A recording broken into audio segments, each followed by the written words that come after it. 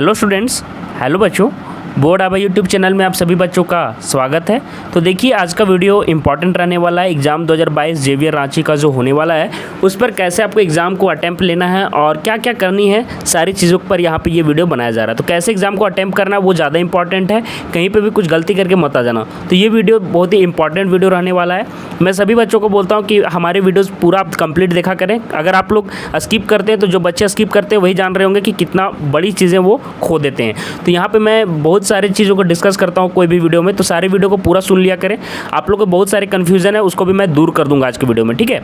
मैं सारे क्वेश्चंस का जवाब आज दे दूंगा और कैसे एग्जाम को अटेम्प्ट लेना, चलिए वो पहले मैं बता देता हूँ कि किन किन सावधानियों को आप लोग को ध्यान में रखना है, ठीक है। और ये देख लीजिए, एवरेज स्टूडेंट भी बहुत सारे बच्चे मुझे इंस्टाग्राम में मैसेज कर रहे हैं। इंस्टाग्राम जिनको फॉलो नहीं किया, इंस्टाग्राम का आईडी नीचे आपको पॉपअप हो रहा होगा, उसको जरूर फॉलो कर लीजिए और वहाँ पे जो भी आपको दिक्कत है कमेंट मुझे कर सकते हैं। तो एवरेज स्टूडेंट्स मुझे पूछ रहे हैं कि सर हमारा 70% मार्क्स तो आ गया लेकिन मेरा मैथ मजबूत नहीं है, तो ये नहीं मजबूत है, क्या मैं जेवीआर का एंट्रेंस निकाल सकता हूँ? तो सारी चीज़ों को मैं बताऊँगा। मैं एक्स जेवेरियन हूँ, जेवीआर से ही पास आउट हुआ हूँ, तो मुझे सारी चीज़ें की जानकारी वहाँ पे अच्छे से है, ठीक है। तो चलिए मैं आपको बता देता हूँ कि कैसे आपको प्रिपरेशन करना है और पहले ये जान लीजिए कि एग्ज़ाम कैसे आपको अटेम्प्ट में लेना है, वो ज़्यादा इंपॉर्टेंट है। तो देखिए स्टूडेंट्स, यहाँ से देखिए बहुत ही इंपॉर्टेंट सेशन शुरू हो रहा है, ध्यान से आप लोग सुनिएगा। सुनिए, जेवीआर का अभी तक जितना एग्ज़ाम हुआ था, बहुत पहले ऑफलाइन हुआ करता था एग्ज़ाम, सुन लीजिए आप लोग, है ना।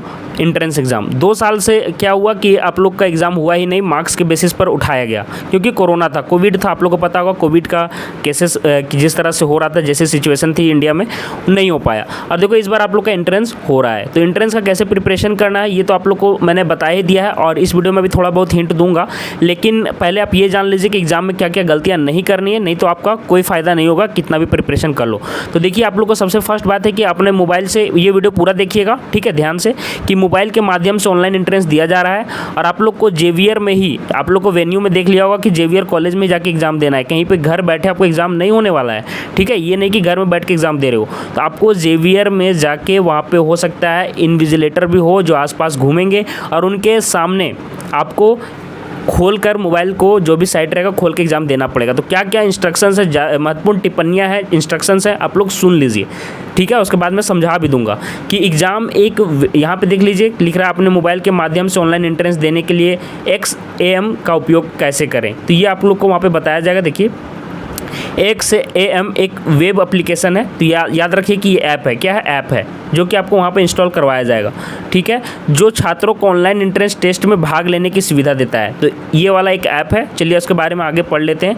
महत्वपूर्ण टिप्पणी मतलब क्या क्या जानकारी आप लोग को ध्यान में रखना, देख लीजिए। बेहतर एग्जाम के लिए केवल एंड्रॉयड मोबाइल की सलाह दी जाती है। एंड्रॉयड मोबाइल समझ रहे हैं आप लोग, मैक्सिमम फ़ोन जितने भी आजकल आते हैं वो एंड्रॉयड ही रहते हैं। आप लोग थोड़ा सा मैं फिर से बोल दे रहा हूँ कि आईफोन आप लोग नहीं लेके जाइएगा, आईफोन एंड्रॉयड के अंदर नहीं आता है, ठीक है। तो आईफोन वाले जितने भी स्टूडेंट्स हैं जिनके पास आईफोन होगा वो आईफोन को लेकर नहीं जाएँ, वरना वो वहाँ एग्ज़ाम देने में दिक्कत होगा उनको, क्योंकि यहाँ पर देख लीजिए केवल एंड्रॉयड फ़ोन की ही सलाह दी जाती है। तो जितना भी फ़ोन, जैसे कि आपका रेडमी का हो गया, MI का हो गया, सैमसंग का हो गया, है ना, फिर क्या हो गया, मोटरोला का हो गया, तो ये सारे फ़ोन आपके चलेंगे जो एंड्रॉयड फ़ोन है, ये सारे फ़ोन, ओप्पो हो गए, वीवो हो गए, ठीक है। और मैं एक बात बता दूं कि आपका जो भी मोबाइल फ़ोन लेके जाना यार, उसका थोड़ा सा स्टोरेज आप लोग खाली करके रखना, मैं बोल दे रहा हूँ, नहीं तो दिक्कत होता है। फ़ोन स्लो नहीं चलना चाहिए, ठीक है। और 4 GB रैम वाला अगर कोई मोबाइल होगा तो उसकी व्यवस्था कर लो, मैं बोल दे रहा हूँ। और स्टोरेज आपका 85 या 80% ही आप लोग भरा हुआ रहने देना चाहिए, बाकी ब्लैंक रखना, ताकि वहाँ पे लिक्विड मतलब कि एकदम आसानी से काम करे, ठीक है। तो देखिए यहाँ पे क्या लिखा हुआ है कि यदि XAM एप्लीकेशन मोबाइल पर काम नहीं करता है तो कॉलेज या कुजूर कंसल्टिंग को जिम्मेदार नहीं ठहराया जा सकता है। यही बात यहाँ पे बोला जा रहा है कि आपको मोबाइल में अगर ये वाला ऐप नहीं काम कर रहा है तो इसके लिए कॉलेज जिम्मेवार नहीं होगा, ठीक है। तो ये आप लोग के लिए एक बहुत ही बड़ी बात है, ध्यान से समझ लिए होंगे कि आप लोग का आईफोन लेके तो भूल कर भी नहीं चल जाना है।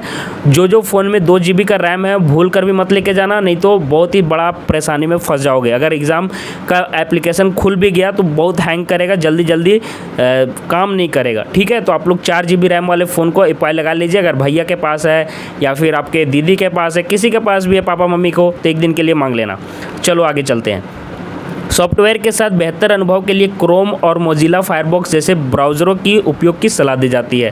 तो ये एक चीज़ बहुत इंपॉर्टेंट है कि आप लोगों को क्रोम ब्राउज़र आप लोगों को देखा होगा, यहाँ पे ऐसे करके गोल रहता है आइकन और यहाँ क्रोम लिखा हुआ रहता है, या लिखा हुआ नहीं भी रहता है तो ऐसे करके फिर ऐसे घुमा हुआ रहता है क्रोम, यहाँ वाला जो ब्राउज़र रहता है वो। एक मोजिला फायरफॉक्स रहता है जो फायर जैसा जलता हुआ रहता है, फायर जैसा, वो वाला आपको क्रोम और मोजिला फायरफॉक्स का ब्राउज़र का ही उपयोग करना है। ठीक है, तो ये दोनों आप लोग को ब्राउज़र दोनों के दोनों इंस्टॉल करके रख लीजिएगा, बेहतर रहेगा। और लेटेस्ट अपडेट के साथ, है ना, हो सके तो अगर पुराना अपडेट है तो एक बार अपडेट कर लेना। अपडेट कर लेने से क्या होता है, सारी चीज़ें अच्छी हो जाती है। एक चीज़ मैं और बता रहा था कि जो आपको कैचे फाइल होगा उसको हटा लेना यार, ठीक है। हो सके तो क्लियर डाटा भी आप लोग कर सकते हैं। क्लियर डाटा कैसे करते हैं तो मैं बता दूँ कि सेटिंग में जाना, जो मैं बोल रहा हूँ सुनते जाइए। सेटिंग में चले जाओ, मैनेज ऐप में चले जाना, ठीक है, मैनेज ऐप में चले जाना, मैनेज ऐप, वहाँ पे क्रोम खोल लेना, क्रोम में चले जाना और क्रोम में नीचे देखना, जब यहाँ पे क्रोम में रहेगा तो नीचे दिया रहेगा क्लियर डाटा और क्लियर कैचे। तो क्लियर डाटा और क्लियर कैचे दोनों कर देना। यहाँ पे क्लियर डाटा रहेगा, क्लियर कैचे, लेकिन ध्यान रखना, एक बार मैं बोल दे रहा हूँ कि क्लियर डाटा करने से पहले एक चीज़, ये बात मेरी समझ लीजिए। क्लियर डाटा करने से क्या होता है कि जितने भी टैब्स होंगे, जितने भी टैब आपके खुल के रुके हुए होंगे, जितने भी टैब खुले हुए होंगे वो सारे हट जाते हैं। तो जो आप लोग डाउनलोड किए होंगे तो कुछ फाइल्स हो सकता है हट जाए, तो डाउनलोड वाला फाइल किसी अच्छे फोल्डर में रख लो जिसमें आपको लगता है कि ज़रूरी वाली चीज़ है, तो उसको दूसरे फोल्डर में कर लो। हो सकता है कि आपका एप्लीकेशन फॉर्म भी हो, तो वो सारी चीज़ें हो सके तो एक फ़ोल्डर बना दो, है ना, नया फ़ोल्डर, ठीक है, नया फ़ोल्डर में बना के डाल दो कि जेवियर करके लिख लो और उसमें सारे फ़ोल्डर में सारी इंपॉर्टेंट चीज़ों को पहले डाल लो। उसके बाद क्लियर डाटा करना, नहीं तो सभी चीज़ें हट जाएंगी। और क्लियर डाटा करके जाओगे तो कोई दिक्कत नहीं होगा, क्योंकि क्लियर डाटा करने से कोई भी साइट में खुलने में परेशानी नहीं होगा। ठीक है, आगे देखिए, सुसंगत नेटवर्क और इंटरनेट सुविधा के लिए मोबाइल लाएं।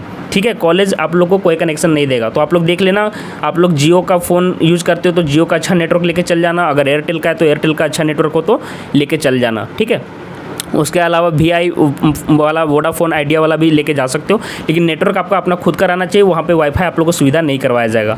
आगे देखिए, ऑनलाइन एंट्रेंस टेस्ट के लिए एंड्रॉयड मोबाइल के अलावा अन्य उपकरण जैसे लैपटॉप, टैबलेट आदि की अनुमति नहीं है। तो लैपटॉप, टैबलेट और कंप्यूटर वाले आप लोग समझ में आ गया होगा कि आप लोग को कोई फ़ायदा नहीं है, क्योंकि फ़ोन पर ही आपको एग्ज़ाम का एंट्रेंस देना है।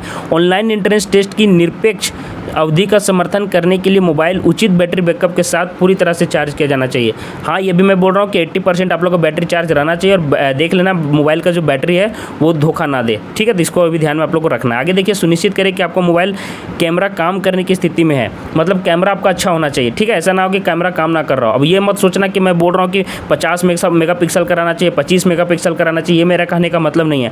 आपके मोबाइल में अगर 8 मेगापिक्सल भी कैमरा है, 12 मेगापिक्सल भी कैमरा है, तो कोई दिक्कत नहीं है, कोई दिक्कत नहीं है। ठीक है, लेकिन सिर्फ मोबाइल का कैमरा अच्छी स्थिति में होना चाहिए, मतलब फ़ोटो क्लिक करने की स्थिति में होनी चाहिए। सुनिश्चित करें कि ऑनलाइन एंट्रेंस टेस्ट अंतराल के अवधि के दौरान आपके रिश्तेदार, दोस्त और शुभचिंतक आपको कॉल ना करें। आप लोग को ये वाली प्रॉब्लम हो सकती है यार, देखो ये बहुत बड़ी प्रॉब्लम है। आप लोग को 7th नंबर प्रॉब्लम भले बड़ी ना लग रही हो, लेकिन मुझे बहुत बड़ी प्रॉब्लम लगती है। ये देखो, इसमें क्या होता है, ध्यान से मेरी बात समझना, ये आपको कोई नहीं बताएगा, ध्यान से सुनना।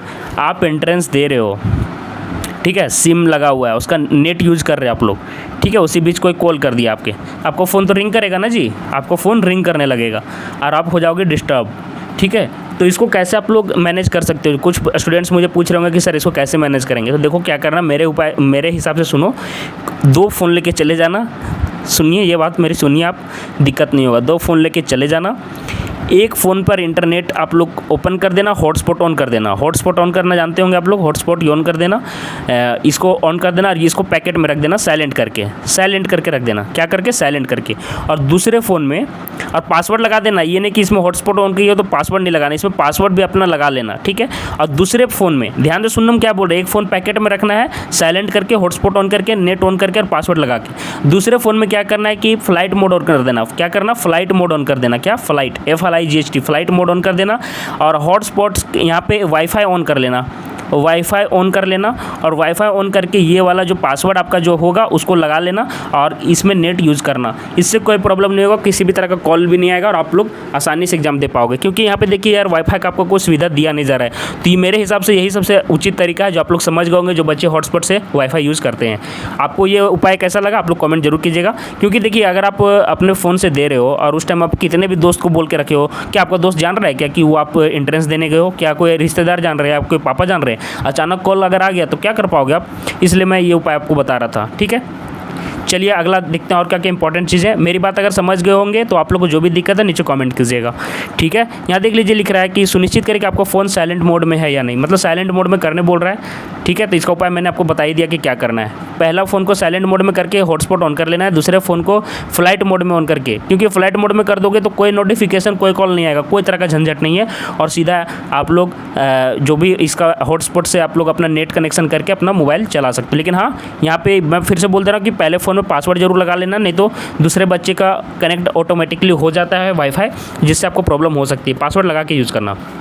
आगे देखो, आवेदक को केवल परीक्षण वेबसाइट खोलने की अनुमति है। यदि कोई अन्य वेबसाइट का आह्वान करता है वो पाया जाता है तो उसे तुरंत अयोग्य घोषित कर दिया जाता है। ये भूलकर भी गलती मत करना, ये बहुत इंपॉर्टेंट है। मैं फिर से बोल दे रहा हूँ कि जेवियर किसी भी तरह का फ्रॉड या किसी भी तरह का डिस्क्रिपेंसी, मतलब कि उन लोग नहीं बर्दाश्त करते हैं। सुन लीजिए, किसी भी तरह का एग्जाम में आप फॉल्ट अगर किसी तरह से पाया जाता है आपको वहाँ से सीधे का सीधा निकाल दिया जाएगा। मैं बोल दे रहा हूँ, एग्ज़ाम में सिर्फ एक टैब खुला हुआ रहना चाहिए, जो आपका एग्ज़ाम का टैब खुला हुआ है। बाकी दूसरा टैब अगर गलती से भी खोल दिए आप फंस जाओगे। मैं फिर से बोल रहा हूँ, क्योंकि वहाँ जो वहाँ पे आप लोग को देखेंगे वो बहुत ही ज़्यादा स्ट्रिक्ट रहते हैं। मैं बोल दे रहा हूँ, बहुत ही ज़्यादा स्ट्रिक्ट रहते हैं जो इन्विजिलेटर वहाँ पे घूमेंगे। तो आप लोग थोड़ा सा भी इसको लाइटली मत लेना। मैं बोल दे रहा हूँ कि आप लोग वेबसाइट ये नहीं कि दूसरा भी खोल के बैठ गए हो, थोड़ा सा भी चीटिंग मत करना, कोशिश भी मत करना, करोगे फंस जाओगे, निकाल दिए जाओगे। वहाँ पर बहुत स्ट्रिक्ट रूल्स है, मैं बता दे रहा हूँ। जिन बच्चों को नहीं पता है वो जान लीजिए कि जेवियर में स्ट्रिक्ट रूल्स फॉलो होते हैं। आगे देखिए, किसी भी सिस्टम त्रुटि से बचने के लिए अपना ब्राउजर डाटा को पहले से क्लियर करें। कैसे क्लियर करना मैंने बता ही दिया था कि ब्राउजर क्लियर को आपको क्लियर कैचे भी करना है और क्लियर डाटा भी कर लेना है, ठीक है। ये मैंने आपको समझा दिया था। आगे देखिए, एंट्रेंस टेस्ट में योग्यता प्राप्त करना एडमिशन की गारंटी नहीं देता है। एडमिशन कॉलेज द्वारा प्रकाशित अंतिम मेरिट सूची, बोलते हैं अंतिम मेरिट सूची जो आएगी तथा 10वीं बोर्ड के परिणाम के आधार पर भी होगा। देखिए, कुछ आप लोग का मैं एक बात ये बताना चाह रहा था कि कुछ बच्चे मुझे लगातार मैसेज कर रहे थे कि सर 55% वालों का एडमिशन होगा कि नहीं होगा। देखिए यार, आप लोग एंट्रेंस तो दे सकते हो, भले ये नेगेटिव आप लोग को लग रहा हो, लेकिन मुझे लगता है कि जब तक मैंने पढ़ा है किसी भी बच्चे का 55 या 60% वाले बच्चों को मैंने अक्सर नहीं देखा है कि वहाँ एडमिशन हुआ है। अधिकतर अगर 65% ऊपर है तो मैं फिर से बोलूँगा कि आप लोग सेफ़ हैं। 60-65% ऊपर है तो, अगर उसके नीचे है तो थोड़ा सा दिक्कत हो सकता है, क्योंकि देख लीजिए यहाँ लिखा हुआ है कि ये आपको एडमिशन की गारंटी नहीं देता है। प्रकाशित अंतिम मेरिट सूची आपका क्लास 10वीं के बोर्ड परिणाम पर भी थोड़ा डिपेंड करेगा। तो ये याद रखिए कि क्लास 10th का मार्क्स थोड़ा बहुत महत्व रखता है। ये नहीं कि सिर्फ आपका एंट्रेंस का मार्क्स ही रखेगा। आप लोग एंट्रेंस मार्क्स में अगर 70% से ऊपर है तो बहुत अच्छी बात है, उसके बाद तो सोचना ही नहीं है। 70% से ऊपर अगर आपका है तो फिर एंट्रेंस में अच्छा से करो, आपका एडमिशन हो जाएगा। चलिए आगे और भी जो इंपॉर्टेंट अनुदेश है चलिए देख लेते हैं। अब यहाँ देखिए कुछ अनुदेश जो दिए गए हैं, देख लीजिए। अपने स्मार्टफोन पर क्रोम ब्राउज़र खोलना है, जो कि मैंने आपको बता दिया है। फायरफॉक्स से अच्छा क्रोम ब्राउज़र ही रहेगा, क्रोम ब्राउज़र ही खोल लेना है। अपने क्रोम ब्राउज़र में खुले सभी अनावश्यक टैब को बंद कर देना है। टैब आप लोगों को दिख रहा होगा, उसको बंद कर देना। ऐसा नहीं कि टैब यहाँ पे 10-12 खुला हुआ है चलेगा, सब टैब खत्म कर देना। ब्राउज़र में एक नया टैब खोलना है और ये आपको URL दर्ज करना है, www.entrance.exam.org। ये आपको वहाँ पे जिस टाइम एग्ज़ाम देना है वहीं पर ये टाइप करना है। लॉगिन पैनल देखने के लिए नीचे स्क्रॉल करें, जहाँ आप अपना एप्लीकेंट कोड, अपना पासवर्ड दर्ज कर सकते हो। वहाँ पे ये सारी चीज़ें समझ में आ जाएंगी, उससे कोई दिक्कत नहीं है। अपना एप्लीकेंट कोड डालना रहेगा, पासवर्ड दर्ज करना रहेगा। आपका एप्लीकेंट कोड आपका यूज़र ID पासवर्ड है, ठीक है। याद रखिए कि आपका जो एप्लीकेंट कोड है वो आपका यूज़र ID पासवर्ड है, ठीक है। इसका उल्लेख आपके एडमिट कार्ड में किया रहेगा, तो टेंशन लेने की बात नहीं है, एडमिट कार्ड में ही ये आपको मिल जाएगा, तो इससे दिक्कत नहीं होने वाला है। ये नहीं कि आपको खोजना पड़ेगा। उसके बाद ये दर्ज करने के बाद लॉगिन का बटन दबाएं। उसके बाद देखिए यहाँ पे क्या क्या चीज़ें करनी रहती हैं। आपको एक पृष्ठ पर निर्देशित किया जाएगा जहाँ आपका एप्लीकेंट कोड और रोल नंबर शीर्ष पर प्रदर्शित किया जाएगा। आप जब खुल जाओगे, लॉगिन कर लोगे, तो आपका एप्लीकेंट कोड कोना में कहीं पे दिखेगा, ठीक है। उससे आपको समझ में आ जाएगा, रोल नंबर भी दिखेगा कि आप ही का खुला हुआ है वो, ठीक है, टैब। आगे देखिए, पृष्ठ के इस भाग में ऑनलाइन परीक्षा के लिए निर्देशों का सेट होगा। इसे ध्यान से पढ़ें कि कैसे एग्ज़ाम आपको अटेम्प्ट लेना है, वो वहाँ पे लिखा हुआ रहेगा। कितना नेगेटिव मार्किंग रहेगा, क्या रहेगा, सारा चीज़ें वहीं पे डिटेल्स आपको पता चलेंगी। इंटरेस्ट टेस्ट सिलेबस नेम है ना, सब्जेक्ट नेम नामक बटन पर क्लिक करें। जो भी सब्जेक्ट में आप लोग देना चाहते हैं, आर्ट्स कॉमर्स साइंस, वो आपको क्लिक करना है। एक बटन के साथ एक नया टैब अपने आप खुल जाएगा। Start your test now, online परीक्षा देने के लिए बटन पर क्लिक करना है, ठीक है। तो ये आपको वहाँ पे समझ में आ जाएंगी। यदि किसी नेटवर्क की समस्या या फ़ोन कॉल से आप उस दौरान बाधित हो जाते हैं या आपकी गलती से टैब बंद हो जाती है, ठीक है, तो देखिए क्या लिख रहा है। तो अपने ब्राउज़र को टाइप करें ये वाला टाइप करने बोला गया है लॉगआउट। आप सिस्टम से लॉगआउट हो जाएंगे, आपको फिर से लॉगिन करना होगा, जहाँ से आपने परीक्षा छोड़ा था वहाँ से फिर से शुरू करना होगा। बोल रहा है अगर किसी भी तरह से फ़ोन कॉल आ जाए या कुछ भी तरह से किसी तरह से बाधित हो जाए, आप किसी तरह से आपका मतलब कि बीच में एग्ज़ाम रुक जाए, तो ये वाला जो आपको दिख रहा है अपने ब्राउज़र में यहाँ से लॉगआउट टाइप करना है और उसके बाद फिर सिस्टम में लॉगआउट आप हो जाएंगे, उसके बाद फिर से लॉगिन करना होगा। ये वाली परेशानी बहुत ख़राब है, मैं फिर से बोल दे रहा हूँ, ऐसी परेशानी में भूल कर भी मत फंसना। मैं इसीलिए बोल रहा था कि वही फ़ोन में सिम वाला फ्लाइट मोड में ऑन कर लेना, नहीं तो कहीं का कॉल आ गया तो फंस जाओगे, ठीक है। इसलिए मैं बोल रहा था कि वो वाला व्यवस्था करके अपना चलना। सही उत्तर का चयन करते हुए आपको सही विकल्पों को चुनना है, उसके सटीकता से बटन पर क्लिक करते जाएं। एग्ज़ाम आपके उत्तरों को हर 3 मिनट में ऑटो सेव कर लेगा, ठीक है, आपके उत्तरों को। यदि आप अपने उत्तरों को सेव करना चाहते हैं तो सेव आंसर शीट बटन दबाना है, ठीक है। तो ये सारे सेट्स आपको इंपॉर्टेंट थे, आगे देख लीजिए। एग्ज़ाम अपने ये मैंने बता दिया था, एक बार जब आप सही उत्तरों का चयन कर लेते हैं तो आप रिव्यू आंसर शीट पर क्लिक करके अपने उत्तर की समीक्षा कर सकते हैं। आप रिव्यू आंसर शीट में अपना उत्तर रीसेट कर सकते हैं। आपके द्वारा दर्ज किए गए प्रत्येक उत्तर के बगल में दिए गए रीसेट आंसर बटन पर क्लिक करना है। ये सारी चीज़ें आप लोग को डिटेल्स देख लीजिए क्या क्या लिखा हुआ है, ठीक है। आप अपना यहाँ यही सारी चीज़ें समझाई जा रही कि आप अपना जो क्वेश्चन, ऐसा नहीं कि एक बार अटैम्प्ट ले लिए तो फिर उसको सुधार नहीं सकते हैं। जैसे 5 नंबर क्वेश्चन से अभी आप 8 क्वेश्चन नंबर में आ गए हैं, फिर 5 नंबर नहीं बनाए तो फिर से वापस 5 नंबर में जाके रिव्यू करके आप अपना आंसर शीट सुधार सकते हैं, ठीक है। आगे देखिए, आप रिव्यू आंसर शीट में अपना उत्तर रीसेट भी कर सकते हैं, मतलब फिर से उसको अलग से जैसे पहले 5 आंसर आया था, अभी आपको लगा कि नहीं मैंने गलती किया था, 9 आंसर आ रहा, तो आप लोग जाके वहाँ पे सुधार भी सकते हो रीसेट आंसर डाल के, ठीक है। उस सवाल का उत्तर बदलने के लिए back to answer sheet button पर क्लिक करें, फिर सवाल का उत्तर दें। एक चीज़ मैं ये बता रहा था कि ध्यान से सुनना, ये सारे टिप्स हैं कि कभी भी ये वाला नौबत न आए। एक बार क्वेश्चन अटैम्प्ट लो, फिर वो क्वेश्चन दोबारा ना देखने का पड़े, वैसा आप लोग तैयारी करके जाना, ठीक है। ये नहीं कि फिर से रिटर्न खोज रहे हो तो उसमें दिक्कत होता है, आपको ज़्यादा समय लगेगा सुधारने में। अपने उत्तरों की समीक्षा करने के बाद सबमिट आंसर शीट आपको कर देना है और आपको फाइनल आंसर शीट सबमिट हो जाएगा। तो एक बात मैं बता रहा था कि ये सारे रूल्स आप लोगों को ध्यान में रखने हैं, ठीक है। क्या क्या टिप्स मैंने बोले कि फ़ोन को फ्लाइट मोड में करके आप लोग कनेक्ट कर लेना दूसरे मोबाइल से, ये ध्यान में देना।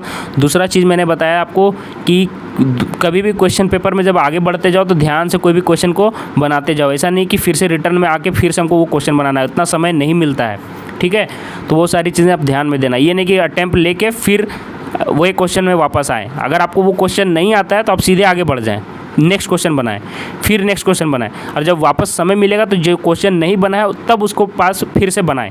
ये नहीं कि नहीं जानते फिर भी इसको बना रहे हो और फिर समय भी लग गया और फिर आगे बढ़ रहे हो, फिर नया क्वेश्चन बना रहे हो, फिर बना रहे हो। फिर इसको जब सुधारना भी रहेगा, पहले वाले क्वेश्चन को जब सुधारना भी रहेगा तो वापस आप आगे आओगे तो रीसेट वेसेट सारी चीज़ें करनी पड़ेगी जो आपको दिक्कत करेगा। इसलिए मैं बोल रहा हूँ कि जो क्वेश्चन में आपको दिक्कत है उसको छोड़ के सीधे आगे बढ़ जाएँ, और जब समय मिलेगा, जब ये सारे बन जाएंगे तो वापस वहाँ पर आप लोग आके बना सकते हो, उसमें रीसेट वेसेट करने का झंझट नहीं रहेगा। तो ये बड़ी बात मैंने आपको समझाई है। अब चलिए आपको कुछ टिप्स मैं देना चाह रहा हूँ कि तैयारी कैसे करना है, जो कि आप लोगों को ध्यान में रखना है, ताकि एवरेज बच्चे जो कि मुझे लगातार मैसेज कर रहे हैं उसका मैं आंसर दे सकूँ। तो वीडियो आप लोग पूरा देख लीजिए।